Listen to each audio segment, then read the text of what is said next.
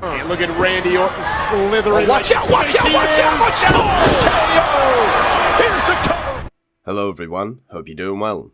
Last few days I've been playing the QN506. This was because I got a test drive for it through the CC program. Now understand, through the CC program, when you get a test drive for something, you basically get it spaded. So I was able to get all of the vehicle spaded before even playing it. So I played it in its best condition that you could find it. The QN506, even in that condition, was very rough to play. It doesn't have any secondary factors going for it compared to other vehicles. It has a few gimmicks which can work a few times on a few different maps and if the enemy is not paying attention, but that is really much it. I would not be surprised if this vehicle goes down in BR pretty quickly. The vehicle has access to a pretty interesting weapon system. You know, the 30mm with APFSDS is always nice, pens very well, and generally is very good against other light tanks and also the side of other vehicles and turret rings and so on. The fire and forget missiles are very gimmicky, meaning that a lot of the time they cannot actually lock onto targets because there's either something in the way or there's not enough of the target showing, or they just generally just miss, which is a bit of an issue.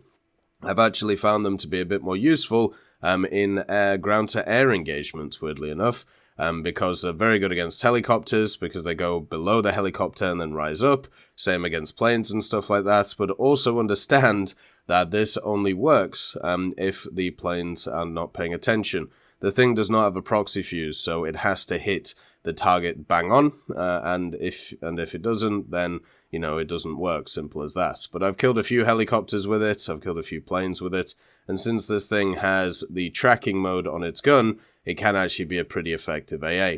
The smaller missiles are completely useless, pretty much. They're just there for show. They're there for you to get ammo racked. They just don't do enough against pretty much anything, because most of the time you're facing 10-0 MBTs, such as stuff like the good old Leopard 2A4, and also stuff like the T80s and T72s. So you can't really go through them. It's actually much better just to use your gun to be able to take out systems and then maybe use the missiles as a backup. One of the major issues of this thing is its mobility.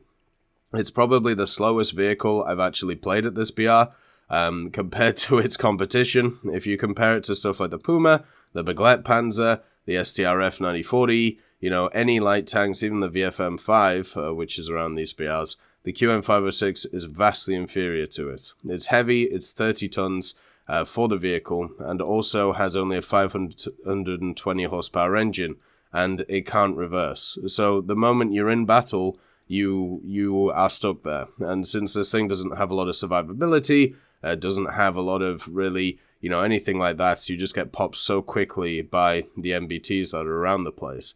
At the same time as this, the mobility could be kind of like overlooked if this thing had good survivability, but it just doesn't, because it doesn't have any blowout panels, it doesn't have anything like that. So if you shoot it in the center, you just die because all the crew's in the center. If you shoot it in the turret, you just die because the ammo blows up, or if you shoot it even in the rocket launchers, you also blow up. So this thing has no survivability at all. You cannot tank any damage unless somebody shoots through the center of your vehicle and goes straight through, because you have no armor, so it doesn't set off the shells.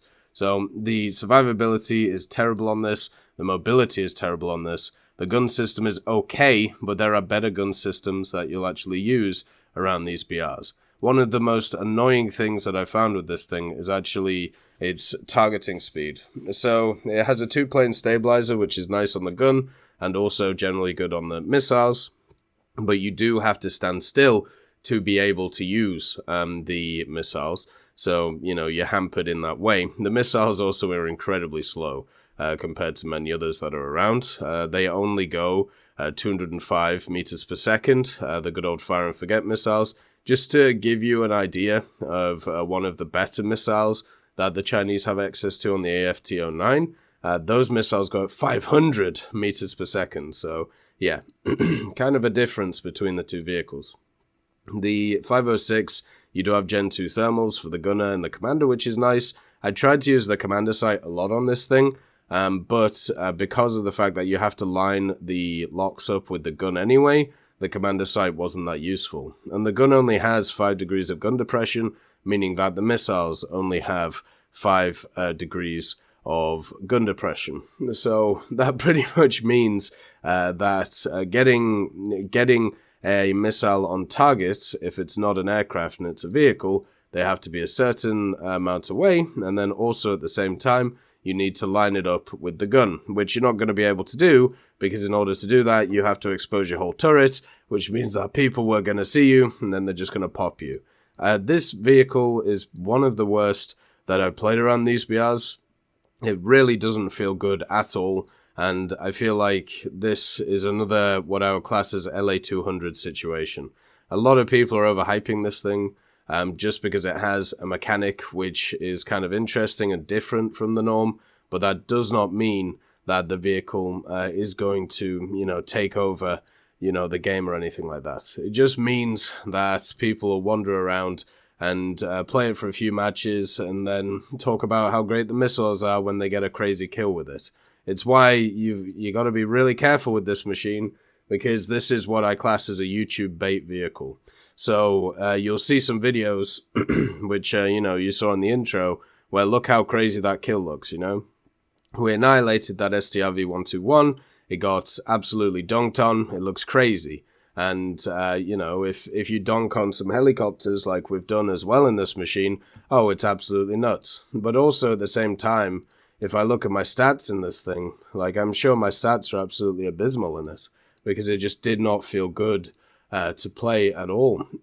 Yeah, I'm 10 ground kills, 5 air kills, 15 deaths, 65% win rate, over 17 battles. So I'm not even getting 1 kill a battle, and at the same time, we're dying a lot compared to other light tanks that I've played.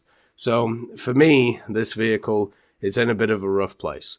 I think it goes down in BR. The fact that it's going to be the same BR as the Puma when the Puma gets upped in BR is kind of ridiculous.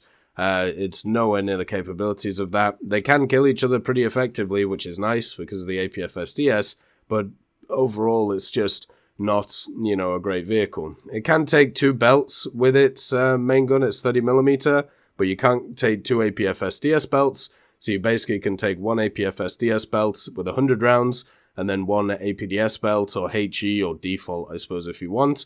Usually I just take the APFSDS and then the APDS.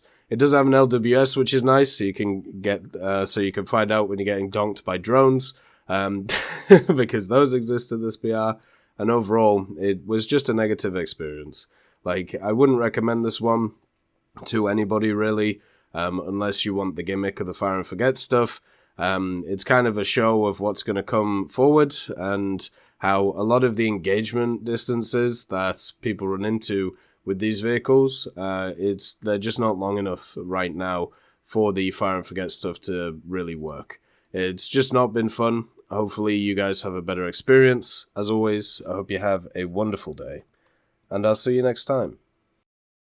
I'd just like to thank Millie Draper, Juan the Panda, Nick R. Kupila, Carrion Crow, Gus Irenicus, Pyman, Merciless Reaper, Orange Tail, Teddy, Daniel Stanton, Moxie B. Young, Peter Grayling, Jerry Provolt, Bareen, Alan Hacker, Sem Arslan, Uncle Bean, Derek R., and Lafouche for supporting the channel.